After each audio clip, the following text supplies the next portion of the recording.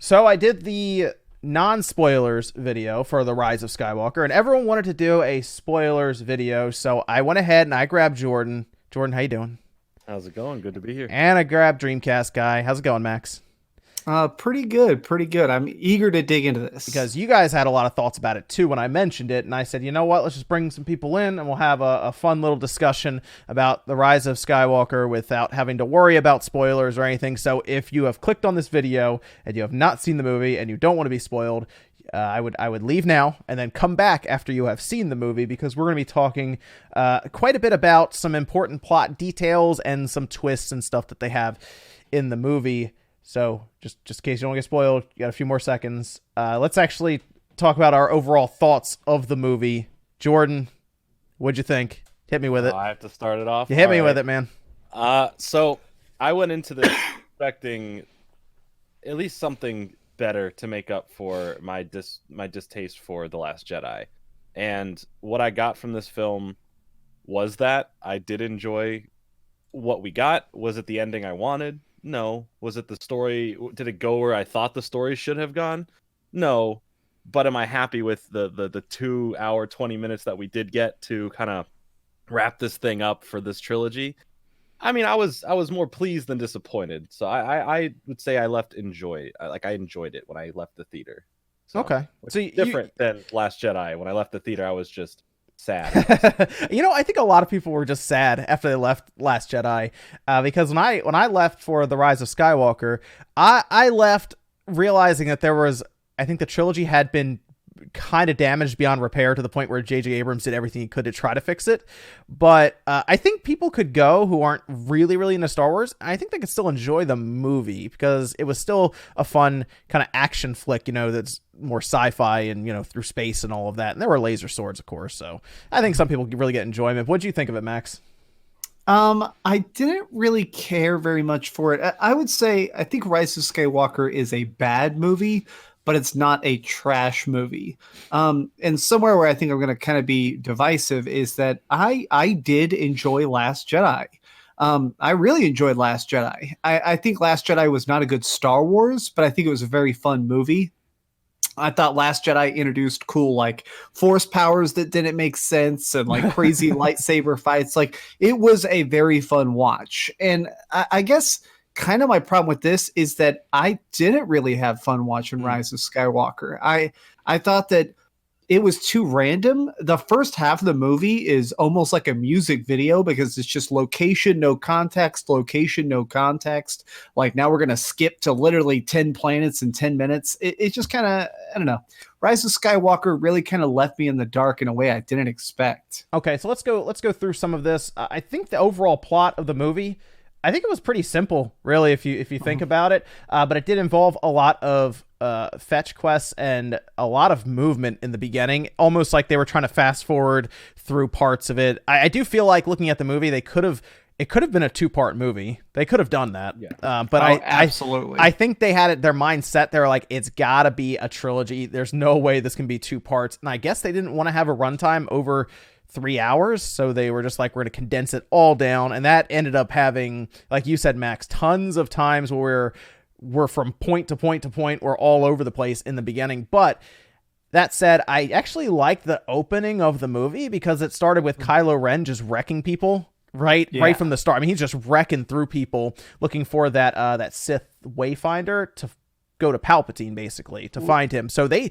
started the movie off very fast with Kylo basically getting it and then just going right to Palpatine immediately. Did you read, if you get the official tie-in novel, like, visual guide, that's the planet from Jedi Fallen Order. That's the Jedi Fallen Order planet. Oh, that's pretty cool. I didn't know. That's neat. Yeah, where the people like Darth Maul are. Yeah, it's like the Sith cult planet. Oh, and it's one of these where I wish they'd put that at the bottom of the screen. That would have been something nice. they could have explored a little further, actually, in the beginning.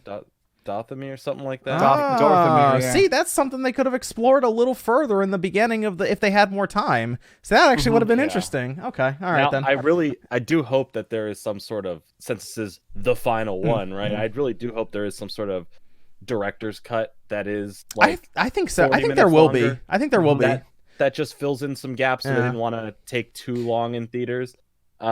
Because this just feels like a sequel to Force Awakens, right? It kind of just, Yes. aside from the Yes. main story of Luke being gone now, that's the only thing you really miss, because it course corrects. The first like 20, 30, 40 minutes of this film is like a little connector piece that then goes into the full night. Because they pretty much made Snoke meaningless at this point, because as soon as he gets there, they're like, oh, I've been making clones of Snoke.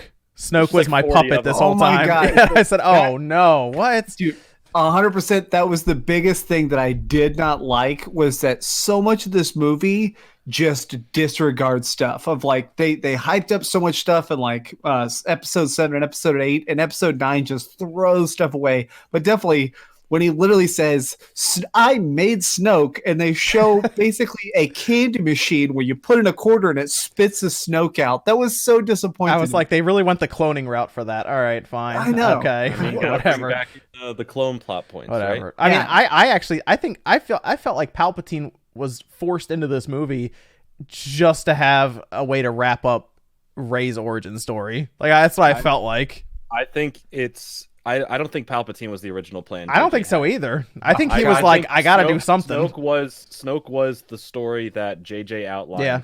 And Rian Johnson came in that outline and said, "Know what? I don't want to do any of this. I'm going to rewrite it," and killed him, which left JJ to come back and going, all I could do is Palpatine, because there's no one worth it more. I can't go, oh, here's a new bad guy and have him be the biggest threat.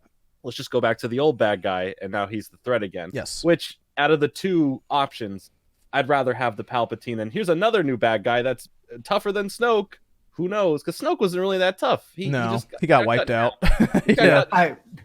I liked Snoke though, because I ended up reading the novelization, and they hinted more in the first and second movies.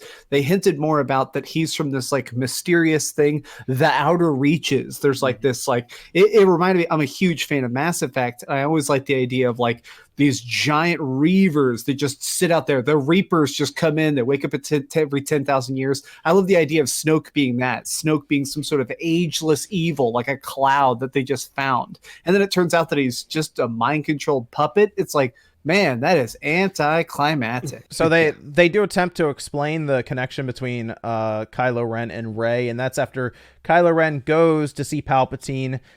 He explains that they are part of a dyad. Basically, they have a connection through the Force that makes them both fairly powerful, and the idea is to bring Rey to the dark side so that they can have all that connection all on one side of the Force, which is obviously the dark side. That would make them even more powerful. So that is his job. Go get Rey, turn her to the dark side so that they can rule over the galaxy as these very powerful Sith Lords, I guess, is the overall idea for Kylo's side. Whereas now, a spy has informed them that Palpatine has returned, and they are now trying to figure out how to get to Palpatine in order to stop him. And that's how everything kind of comes to a head at the end, but that ends up sending them through a couple of adventures that has to do with them trying to find their own Wayfinder to then find Palpatine. And that's basically the idea of the entire plot. Well, it's pretty funny because if you don't play Fortnite and you weren't there for the Fortnite event, at the beginning crawl, it says this message got sent to the universe that says Palpatine is back. The only way to hear that message and to hear what he exactly said is to have been in the Fortnite event where you hear his voice talking. Wow. It's weird that is canon. That's but you funny. Had been there for that event. That's so stupid. My God. This movie is basically the MacGuffin film. It's, I have to get a thing to find a thing that brings me to a place to stop a thing. Yeah. And it's like an Indiana Jones film. Like, here, I got this piece. It tells me where to go. I get this piece. It tells me where to go, which I just want to bring up real quick. The MacGuffin stuff's kind of weird, at least the sword, because one, why is it a sword if she's not going to stab anyone with it? And two, how can it perfectly line up with wreckage? That was funny. When she held that up, I was like, no, they're not going to. That was the one part I was like, this has been sitting here for at minimum like 30 plus years now. How is it in that exact position? And how is there this much wreckage from the Death Star when it completely blew up into ashes in space? How is there this big of pieces of the like throne room and all this stuff? Yeah, like, I know. Intact in the water. And the fact that the throne room still works. There's an automatic door that's been sitting there rotting in water. A door to the dark side. A door to the dark side. Okay. So they walk into that room. You get 2 seconds of that evil Rey vision that they teased off. Yes. Yeah, real quick. The biggest problem with this movie is that it just makes up 15 things to try and like advance the plot. Like I hated that it's like, all right, we're going to this festival. Here at the festival, they mention that, hey, out in the desert, there's this ship. It's really important. An old bounty hunter used to use it. While they're going to it, their speeder gets blown up by stormtroopers. They land in quicksand. The quicksand takes them to an underground tunnel where, surprise, it turns out the guy who ran that ship actually died. We get the knife. It does so many times where they just introduce 10 plot points and they just very loosely glue them together and then jump to the next scene. It just drove me That's nuts. why it feels like the beginning of this film is its own little episode 8 before it gets there. There's so much they have to do. And I like to call the film a film of convenience. Because it's like, oh, we land in the quicksand, which is right where we need to be. Oh, we get to this planet. Oh, how do we get on this Imperial ship? Here, have this coin that I just told you about 2 scenes ago that's going to get me off this planet. Yeah. But I'm going to give it to you now because now that we've been back together for 5 minutes, I love you. There were some weird spots, but at when they go down that tunnel, we find out that Rey apparently has the ability to heal, which was strange. Which this is a plot point that a lot of people are bringing up. It's like, that's not the Force. Listen, every film with Star Wars, there's some new Force power. Yeah. In every film. And it's not like we haven't seen healing before. You can go back and watch some of the other films. There are hints of healing, even though they've never said it. And you can even look the last few weeks we've seen of The Mandalorian. That's a power that they've shown is part of the Force, is this healing, especially in the episode right before this movie came out in theaters. So to me, when I see the Force healing, like, sure, it kind of comes out of nowhere. How does she know how to do that? But how do any of the Jedi that they show in the past know how to do any of this stuff? This is when Luke is in the 5th episode when he's upside down, right? How does he know that he can force grab an object when he didn't do that in the previous film? He just force grabbed his lightsaber. Well, the thing with the part with the healing, though, I kind of see a missed opportunity because there have been times where healing with Force has been actually very well explored. I know in the comics they had a character that his whole plot point revolved around healing, but it was called Dark Transfer, and that was with Cade Skywalker. Oh yeah. And healing had a drawback, and he was unsure if it was the dark side or the light side that was helping him with it. That could have been a really cool plot point that could have tied in with Rey's entire journey if they had that 8th episode. So there's supposed to be a drawback to Force healing, whether it's taking away from your own life force, all of this, and only certain Jedi have been able to actually master it. And it really struck me as odd that not only could Rey do it, but then Kylo could do it as well without too much issue. Because Kylo was redeemed very fast.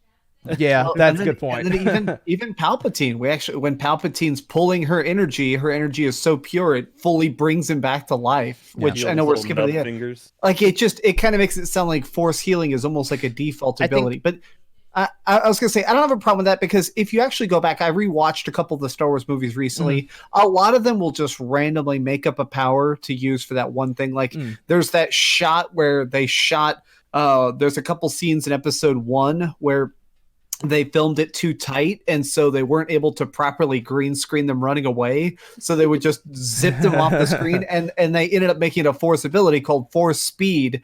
If you actually read the Vader comics, Vader even has ability where he can go like 7,000% faster for 30 seconds at a time. So he can basically lightsaber super quick. So I mean, they invent powers all the time. I got no problems with healing.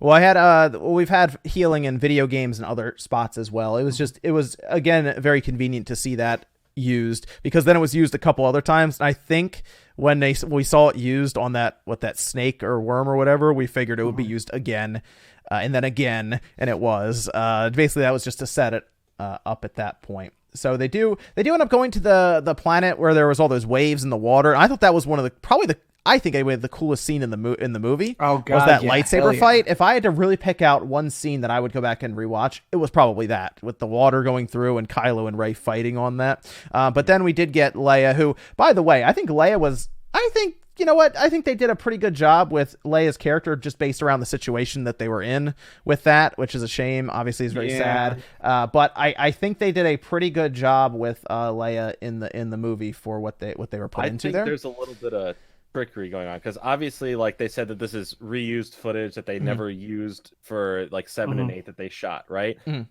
There's something going on. I think it's with the lines she had to deliver. I think that something was manipulated for her to say lines that are actually make sense for this film because I can't pinpoint how any of this would have been used in 7 or 8 properly.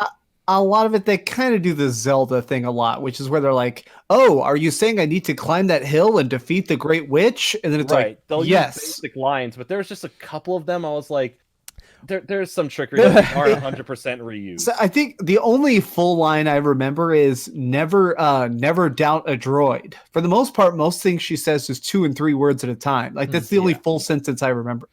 So Rey ends up stabbing Kylo Ren after Leia reached out to him to, I mean, basically distract him, essentially, is what happened. Yeah. Turned him good. It did end up turning good. And there was probably, I think one of the best scenes in the entire movie coming up that wasn't an action scene, but stabs him, immediately heals him, by the way.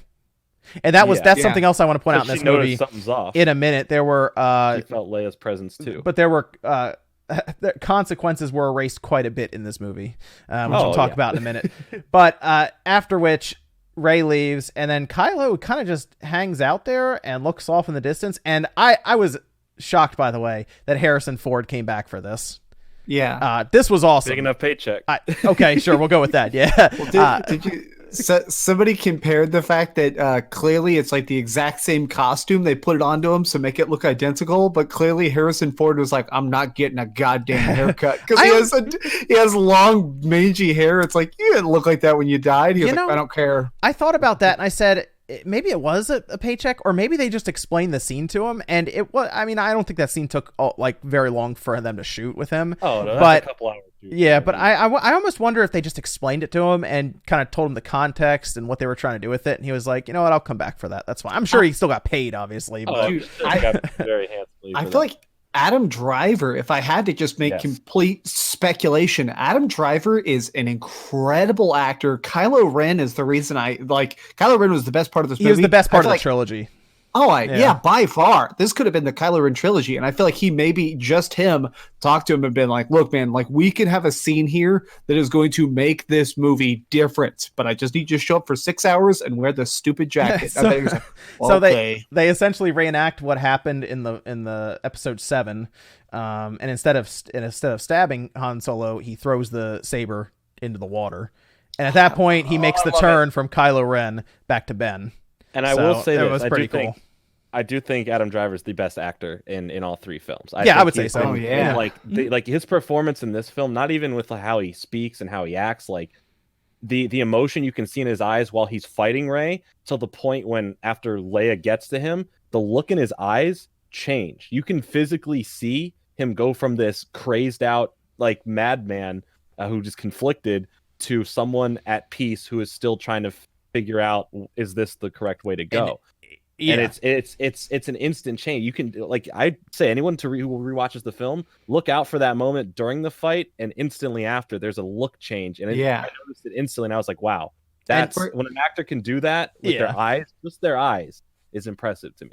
Yeah, and it was Han Solo was not like a Force ghost or anything. That was just part of his memory that was talking back to him. Is all that really was. People were curious. That appears because he even mentioned, "I'm just from your memory." I'm just in memory. He had that father-son talk. He turns good, and we're gonna jump forward because there were some stuff with Finn and Poe and others, but I gotta be honest, they were like the background of this entire movie for most of it until the end when they blew up that Star Destroyer. I just wasn't as interested in their storyline as I was with Rey and Kylo at all. So, super quick, something I really want to ask y'all before we jump ahead is Disney flat out lied about something, which is that, remember, they officially said that they would not be CGing any dead actors. They said, like, we'll use footage we already recorded. Like, we are not going to, like, make a digital Leia to act in movies anymore. Like, we want to try and make sure actors are here to, like, do their lines. CG Leia was in this movie. Well, they reused that from Rogue One. They used that face structure from the end of Rogue One, which they did say that. You're right. They did say that anymore. In the context of that scene, I liked that scene. You can kind of tell Leia's model is a tiny bit off. Yeah, but that Luke. Well, and obviously stayed at body doubles. Young Luke looked, that young Luke, like when he lifts up the face mask, I was like, they're gonna show it, and it's like, wow, that literally looks like it's out of like Return of the Jedi. They also showed Leia's lightsaber, which was pretty cool. So that was there. That was neat. They explained that she got training and stopped, and then trained Rey, which they tried as much as possible to make tried sense so of much. everything really quickly, and that's why it would have benefited from an episode 10. I think that a lot of this movie is what 8 should have been to then lead into a big epic finale. A lot of 8 should have been, oh, there's rumors of someone coming back. We got to get ready. The army is building. And then it ends with, oh, Palpatine's back. Yeah. That's your ending. You start the 9th film with a bigger story that's centered around everyone together versus Palpatine. And this film 8 should have been the MacGuffin chase in a way. Mm-hmm. You know, it shouldn't have been here's this and then here's that, and we kind of have to. That's why they should have totally called episode 8 should have been Rise of Skywalker, and then episode 9 be called The Last Jedi, because I feel like it would have been so interesting, because at the end she is literally the last Jedi. Like, everybody else is dead. It's really interesting. In the opening crawl of I want to talk about that. Force Awakens, they call the Last Jedi Luke Skywalker in that one. Well, I want to talk a little bit about that too, because there's a character that I think got kind of thrown under the bus in episode 8, but we'll come back to that in a little bit. Fast forward, Rey and Palpatine meet. Palpatine's trying to get her to strike him down so that she turns to the dark side. He decides to change his plans, though, and ends up sucking the light force from her and Kylo Ren. I don't know why he didn't just do that in the first place and come back to power. At least from my assumption, I think that he didn't know that the power could do that. Okay. And once he realized that he could regen and get those power back, he said, oh, you don't even need to kill me. I'll just kill you both. Yeah. I am back. I don't need to inhabit your body. You can just... That his face, that was such, when you see his hands grow back, like that actor, for being pretty much tied to a freaking stick, did such a great job. Yeah, like I really liked his acting. Like, the writing is terrible, but I liked his. Before that, we saw another situation where there wasn't enough time to flesh out another group of characters, which were the Knights of Ren. That was a shame, by the way, because they kept showing them, and I was like, "Oh, this is gonna be great. They're gonna do something with them." They just get smacked by Kylo Ren after he gets his lightsaber. Characters, man, and they teased them for so long, and like they look so cool, and even have that.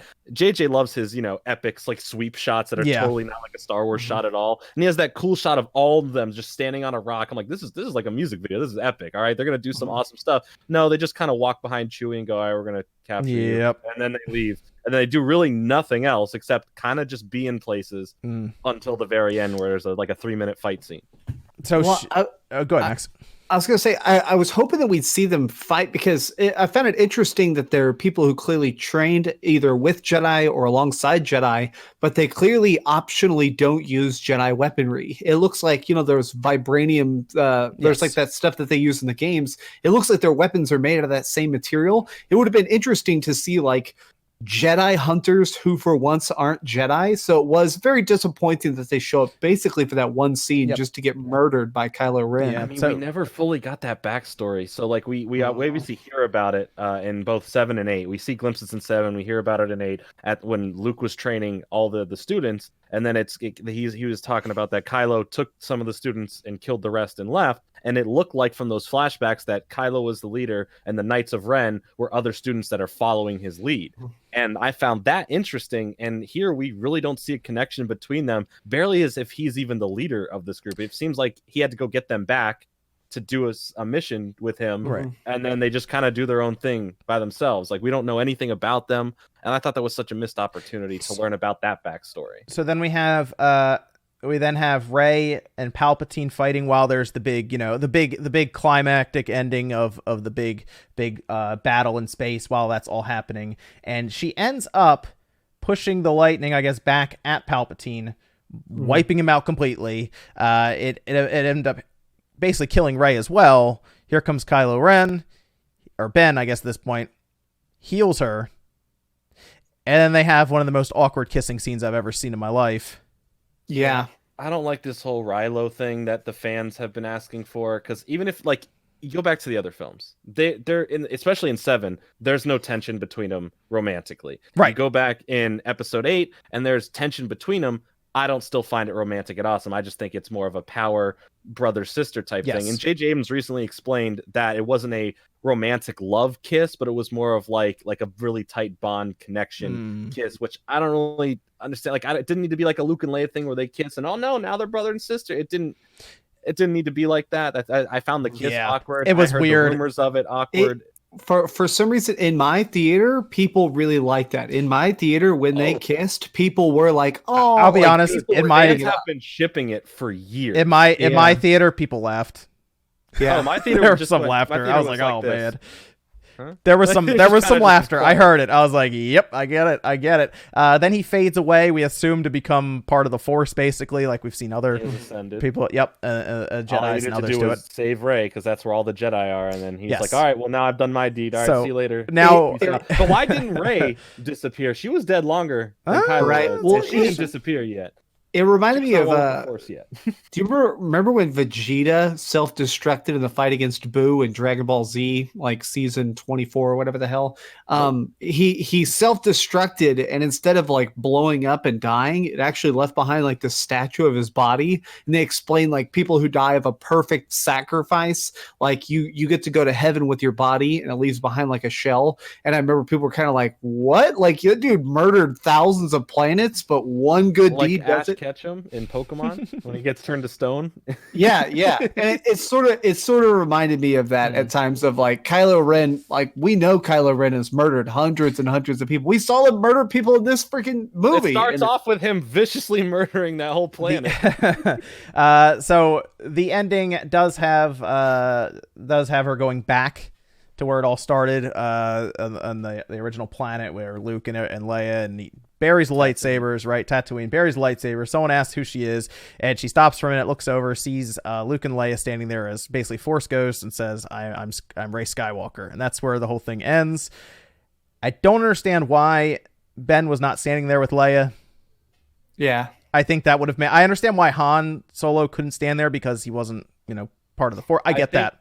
I think because test audiences or when they were putting this together, they thought it looked like it was like, oh, Ben or Luke and Leia are there, like, standing next to each other, and if Ben kind of looks like it's father, mother, and son, it just looked weird. Oh, okay. I guess that makes sense. Now, if they had them stand like further apart, like not super close, like she looks a different direction, maybe she looks the other way, and then when she just keeps looking every direction. It's a shame they couldn't just play around with the idea of having Han Solo standing there, because if they could have had Luke, Leia, Han, and Ben all standing there as like basically one group, one family, that would have been a cool shot to end with. But I guess they were like, we can't push the envelope that far and have Han Solo be a Force ghost, because I bet there was a cut of it, though. Yeah, I bet there was, and that might still be out there in part of a DVD. They might just be like, you know what, we wanted to film this anyway. We know it doesn't make sense, but the fans want it. Here it is. That would be cool to have as like a different type of ending there. So I wanted to ask y'all some questions, because I've seen a lot of confusion online, and myself, I'm also confused, which is that final battle kind of introduced a lot of things really in tiny doses. Something that really confused me is when she's talking to Palpatine and there's like the grand final confrontation. They're like in the middle of this like gladiatorial arena with tens of thousands of people around them. Mm-hmm. I took that as those were real Sith, that the Sith are trying to rise again, and that they're Sith secretly amassing their power. Yeah, Sith loyalists. Yeah, I thought that. I've seen a lot of people say though that instead it's not that, and instead that's like a visual representation of like the Sith equivalent of a Force ghost, the same way like all the Jedi are in her. That's like all the Sith are in him, and it was basically their way of showing all the Sith. I think because JJ has been talking a lot about this recently, so I'm not sure if this is one of the things he brought up or if this is just something that the fans have just kind of come together and thought of it. But I'm pretty sure I've heard that it's Sith loyalists. It's the people that have been on that planet that have helping build the ships, who have been part of the army, who are just like, they know the Sith language. They're there to support it. They're not Sith powered themselves, but they're there to rise up like, oh, we're your loyal followers. We'll do anything. We believe in your cause, similar to how people would like, I want to be a Jedi. I want to be a part of this, Or like, that they remind me a lot of the Death Eaters. They remind me a lot of the like we're not as powerful as Voldemort in the Harry Potter series, but we want to support him even if it gets us killed. So I want to go back and quickly look at a few other things before I let you guys go here. I don't really like what happened with Finn throughout the arc, the trilogy, because there were some hints in the first movie that the episode 7, that he was Force sensitive in some way. Episode 8, they send him off to a place that didn't end up meaning anything in the plot at the end. Nothing. And then they bring him back here, and he wanted to tell Rey something during the quicksand scene. And we found out that something. What is it? From J.J. Abrams. Okay, what was it? What was it? And this is because that was my biggest thing. I was like, she keeps bringing it up, but they never answer it. And the thing he wanted to tell her, according to J.J., was that he wanted to tell her that he was force sensitive, and he was nervous to tell her. That's what I thought it was going to be, but that was completely left out in 8. There were signs even in this movie that he was force sensitive, or he could sense things, and I thought J.J. Abrams wanted to have a full arc for Finn, where in this movie, in some way, he would contribute outside of what he did on that Star Destroyer. Like, maybe there'd be something he would do even with a lightsaber again. But I just feel like Rian Johnson just was not that interested in Finn as a character at all, to be honest. I think he was focused more on Kylo and Rey at the time. Specifically, I think both of them agreed on Kylo Ren as being a good character for the arc, for like the whole series. I guess they just didn't agree on Finn and Poe and others. I don't know. It seemed strange, because I just feel like if J.J. Abrams did the entire trilogy straight up, I think we would have gotten a much better Episode 9. I think we would have gotten a much better trilogy in general. I don't think there would have been a divisive 8. I don't think the fandom would have been this split, and I think that people maybe not would have been fully satisfied for a full, like, oh, this totally concludes it, even though we had our conclusion so long ago. But I think people would be happier, easier to discuss it with, and wouldn't be on, such on the defensive. Like, I've been very critical of The Last Jedi, but I actually think Rian Johnson's a great filmmaker. I love every single other one of his films that he's made. And the problem with The Last Jedi, at least in my opinion, is that when he came with a story that changes. He changes characters' motivations and their personalities to fit a different story that he wanted to tell. And while that story is interesting and intriguing, and it challenges thoughts and ideals and a lot of other cool, interesting ideas, and talking about how war, all this political stuff, how it funds both sides and all that stuff, that is great. That is interesting, but that derails the whole story that was trying to be told for Star Wars. Pretty much. Yep. That's the problem. He made a bad Star Wars movie, but an interesting thought piece about how characters can change, how legends may not be the real thing, stuff that's genuinely interesting. It just doesn't work in Star Wars, or didn't work in the story that was just set up. It's literally the film trilogy has been Force Awakens. Here's a bunch of interesting things. I'm hooked. Here's Last Jedi. None of that matters. Everything you thought was wrong. Don't even worry about it. Then Rise of Skywalker's like, actually, it did matter. Here's the real answer. Disregard 8. Here's basically a remake of 8 at the beginning, and here's how it ends. So it's a very conflicted trilogy. And the biggest FU in the film, obviously, is when Luke comes back with the regular personality that we've seen Luke have in the past, grab the lightsaber and say, Jedi's weapon shouldn't be disrespected like that. That was Literally definitely a shot at 8. FU to the start of, which is one of my least favorite parts of Episode 8, is when you get this big dramatic ending in 7. Here's your lightsaber, and it just starts off like, eh. Yeah, cool. And some people were misinterpreting the part when he lifts the his old his X-wing out of the ground, out of the water, right? Which is cool to get that from 7, where we see it in the water for a quick glimpse. People are like, "Oh, Rey lifted it." I'm like, "No, what are you not watching the film? Like, this was like he tried to lift that back in the original trilogy, and to see him finally lift that now, like, was super cool. Yeah. And like, that's awesome." Well, and it feels like it's cool, because remember, there's the famous line back in the day of when Obi-Wan Kenobi's about to die to Darth Vader, and he's like, "Strike me down, and I will become more powerful than you could possibly imagine." And we see somebody who's been struck down, which is Luke, and seeing him actually becoming more powerful than he ever possibly could have imagined. Like, he has become so with the Force that as a ghost, he's pulling a complete space shuttle out of a lake. Like, that was so cool. So I want to go over 2 quick things. I got a question for you guys about the overall trilogies, and then very quickly, I said there were some consequences that were pretty much erased immediately in this movie for some reason, which still made me believe that they fast forwarded through scenes, because originally they made it look like there was a very impactful moment with Chewie being killed by Rey, and I thought, wow, okay, that's a big deal. Very mad. That's a big deal. How he went out, I was gonna be super pissed. And then that's how he went 5 minutes later, they open a door and they're like, "Nah, Chewie's alive." I was like, "Oh, that was a different ship." When they explained it that way, I was like, "You've got to be kidding me!" There's or the whole. Oh my gosh! Or the whole thing with Hux. Hux was great. I'm the spy. Really? It's like, I like how they kept trying to make it look like it was this other general, because he would look like conspicuous sometimes. Like, oh man, who would do that? And then I'm like, it's obviously not him. That's a false thing. It's obviously going to be Hux. He has to do something in this film. Then it's like, I'm the spy, and I'm That like, was great, dude. And I know. did. Dude, I like So- that. I liked him. Oh, I liked that gosh. because he's not Dude. doing it to be good. He just wants Kylo I Ren know. dead. that was That his whole was thing. so He's like, good. I don't like Kylo. It's like, okay. I love that line when he's laying on the ground and he's like, "Look, I don't care if you win. Ren must lose." Like that was such a good like. But then what he happened played 5 that minutes anger. later? We found the spy. Bam! That All was it. right. I was like, oh, Hux is gone. all right. And then Later. of course they made up this really big deal about C-3PO having his memory erased, which was basically going to say we're going to kill off C-3PO essentially. Yeah, we're killing him. Right? Yeah. He's dead. I was like, oh wow, that is a serious sacrifice, because that means that I guess everything back to when he was first really around, right, would be erased. If they didn't mention, for the fact that they didn't mention that R2D2 has a backup that may or may not work, I would have been more in belief that he wasn't going to get it back. Yeah, But then, the fact that they made that little mention, like Yeah. R2D2 may have it, but it usually doesn't work. yeah, And then it works, no problem at the end. He just doesn't remember going on any of the missions in this movie. yeah, That's it. But I'm That's still the last like backup. that. But it felt like they could have had some real impact, and they erased it. They like chickened out basically. I They're did like, like him in this movie, though. I'm glad that he got like a full Yeah. legit part in this trilogy, something that actually mattered. He was fun. Like he was fun being old C-3PO. He was like, oh dear. Oh, in the back, I'm like, oh, let me tell you this. Like you always tell us the odds. Like, well, I'll tell you. He's great. I'd liked him in this film. It was kind of fun seeing him, and it would have been more emotionally impactful if characters had consequences. So I'm not saying, hey, kill Chewie, kill yeah, C-3PO, I get what you're saying. but give me something to like vent over in this one. This is the last film, and the only person like, oh, there goes Kylo Ren.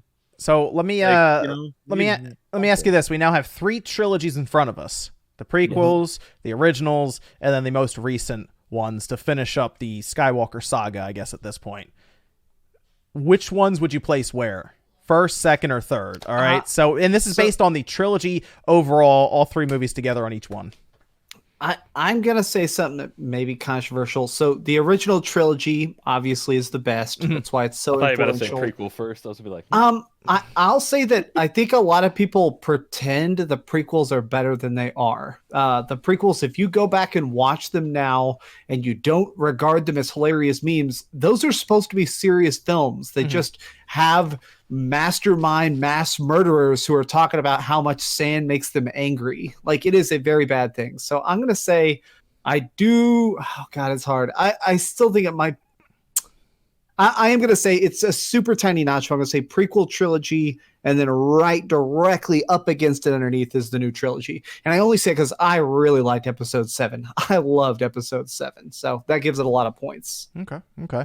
What about Jordan? Where you place these trilogies, man? So going based on like my list that I have in my head of like best to worst and all that, it's definitely for me, obviously the original trilogy. Yes. I think Empire's the best film out there. Yep. So that's clearly number 1. Number 2, I would say the sequel trilogy, because like you said, I love 7. I thought it was Hell fun. yeah. It felt like Star Wars, and that was really cool to have a good return to it. And that's why I like 9, because it felt like Star Wars again. I felt like I was on a journey, even though it's messy and has issues, and I'm sure my thoughts will change on it. I still liked it enough to keep that sequel trilogy in second. The prequels at the bottom, because while they have great ideals, while there is fascinating stories to be told and a great setting and characters that I really like, the movies, at least 2/3 of them, are awful. They're awful, They're boring, yeah. slow, and they came out at a time where CGI was appalling to look at. And that ruins it'll take you out. Like the special editions of the original films look awful because of the CGI they added into it.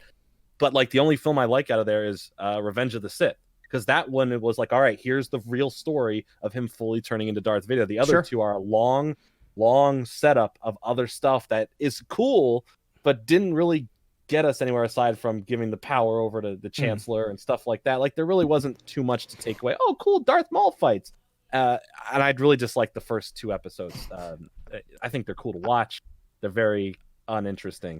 So I'll put them at last. I'm gonna go with the original as number 1, of course. Then I'm gonna go prequel. Then I'm gonna go with this current trilogy. And the reason I am putting the prequel over this current trilogy is because I think the prequel had just a much better overarching story compared to. I think it was much more concise. I think this last one, you could tell there were directors fighting each other in it. It didn't feel as concise as I think the prequel's acting was bad, and episode 2 is just like such a drag. Although it did have a pretty good theater reaction that I remember where Yoda picked up his lightsaber and everyone in the theater started cheering. That was cool. Yeah. How recently have you watched the prequels, by the way? I watched them last year. Okay. I think it was about that long for me too. And I watched the Darth rewatched Maul them- fight last night. Yeah. That's the only part I like in the first film. And when I rewatched 1 and 2, my mind was always like, yeah, 2's the worst one, right? Yeah. When I rewatched them, I think 1 is a way worse film than 2. See, people, 2 is interesting, but I get what you're saying. The ending of 2 is pretty cool. That was fun. But yeah, I get what you're saying. I have the prequels above the current trilogy that we just finished up, just because I think it was structure. I think prequels are structured, but like I think they had a starting point, they had an end point, and they knew how to get there. Lucas on board. He designed it that way. Like, right? I just feel like they knew how to get there, whereas like it felt like one straight line, whereas this one felt like they were zigzagging all over the place to get to the end, and I don't even think they knew what the end was half the time. Like I think they were just Kennedy all over the place. No Kevin Feige when it comes to planning out where to go. It should have the story should have been 100% idealized. You should have had all directors, if it was going to be different directors, on board to tell that story. Yes. It shouldn't have been, here's JJ setting it up, here's someone coming in and completely changing everything, to then only to course correct it so you can get fans back on your side who's split down. Like I actually think straight up character arcs suffered because of these 2 different directors basically going back and 100%. forth. So what I'll say is, I feel like what a lot of people forget is that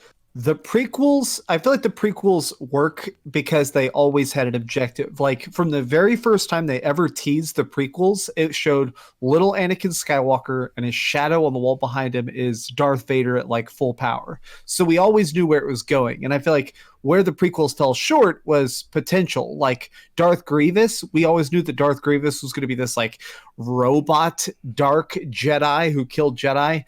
The new stuff falls apart because it doesn't even have the objective. We had no idea where it was going to go, and even the directors didn't know where it was going to go. So it was really disappointing when they introduced Kylo Ren and his buddy, the Knights of Ren, and they go nowhere. So I don't know. Want a Knights of Ren movie. They might. I mean, they could. As far as I know now, they're going to take a little bit of a break with Star Wars. It sounds like, and then Rian Johnson's going to get his own trilogy. Apparently, that's going to be. I don't think that's happening anymore. Oh no! I'm pretty sure I think they canceled. They didn't say it was canceled, but I think they're waiting for this film to do its theater run before one of them announces that they're not on board anymore. Because why would Rian Johnson want to get any of that heat again for touching Star Wars? Yeah. Why would Star Wars want to work with him again to get any heat back? Like, not to say he's a bad director. Listen, I haven't seen Knives Out. Heard it's great. I love all the past films that he's done. I like Looper, Brick, stuff like that. God, I love Looper. Right? I want to see him succeed. I just don't think his stories fit what the Star Wars was, at least for that story, was trying to tell. If he had his own thing, maybe. I really want to see him go Old Republic. I think the side stories are great, but I want to see him move out of this Skywalker saga-ish realm, because they're always in between. Like Rogue One is literally the prequel to the original Star Wars, and I loved Rogue One. Rogue One was good. I thought it was good. Yeah. Solo takes place between episode 3 and Rogue One, and for what Solo was, I didn't like Solo. It's that much. entertaining. I had fun with it. Is it necessary? No. Is there stupid stuff in it? Like, what's your name? I'm by myself. I don't have one. Oh, okay, I'll call you Solo. All right, I'm Ben Solo, or I'm whatever on Solo. But like, stuff like that's dumb. But the movie was still fun enough where I was like, okay, I want to see where, especially with how it ends. I really hope it gets some sort of Disney Plus show, because like I want to see that continuation and end it on a very exciting note. There's a video that's going super viral right now that apparently was uploaded like 2.5 years ago by like this theory channel, and it's called Ray Palpatine, and he like outlines this whole giant detailed theory of how like Palpatine could have made a daughter and then have a granddaughter. But in it, at one point the guy even goes like, oh yeah, Solo's about to come out, a Star Wars story, and I think it's going to be pretty interesting. They may even do some one-off line like, oh, where are you from? Oh, I'm from nowhere. Well, you're Han Solo. And so everybody in the comment section is like, this is it. This is Star Wars Nostradamus. And I'm telling you, maybe J.J. Abrams saw that and was like, that's a good idea. Honestly, she's Palpatine's granddaughter. I think a lot of the writing has come from a lot of these theory channels who have Probably. spent years and years, who know Star Wars like the back of their hand, and they'll craft these theories, and then the directors in Star Wars they'll go, oh, that's a good idea. Well, cherry pick the stuff out of it. The Holdo maneuver was what the fan base called it. That was not an official name. The Holdo, and then in this movie, there's directly like, oh yeah, we should do the Holdo maneuver. That was my favorite part of episode 8 because that was visually one of the coolest scenes. I just like that it goes silent. That was one of the silence. Yeah. All right. Right. Let's we're going to finish up here. This is our spoilers discussion for The Rise of Skywalker. Thanks so much, Jordan and Dreamcast Guy, for joining me. Their links are down below for their channels. Go check them out. And we'll see you guys next time, I guess, for maybe some other movie. I don't know. Movie Wave, maybe that'll continue on. We'll see. Let us know down below if you want to see more of these.